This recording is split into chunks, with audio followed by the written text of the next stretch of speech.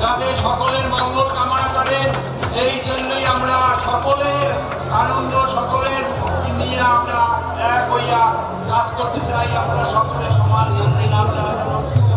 আমরা প্রত্যেকেই এই দেশটাকে ভালোবাসবো। এই দেশ আমাদের, এই দেশের শিক্ষা সংস্কৃতিকে আমরা ধারণ করব। আমরা যে মতের, যে পথে হই না কেন, আমাদের যেন এই দেশের প্রতি মায়া, মমতা, ভালোবাসা যেন প্রখর থাকে। আজকের এই শুভক্ষণে আমরা কৃষ্ণের পূজা করে থাকি। কেন পূজা করে থাকি? আমাদের শ্রীকৃষ্ণের কেন জন্ম হয়েছিল? আজকের এই দিনে শ্রীকৃষ্ণের জন্ম হয়েছিল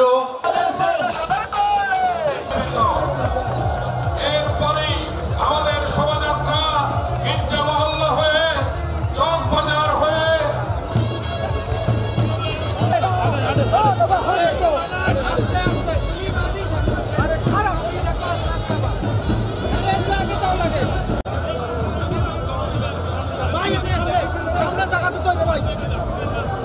তোমরা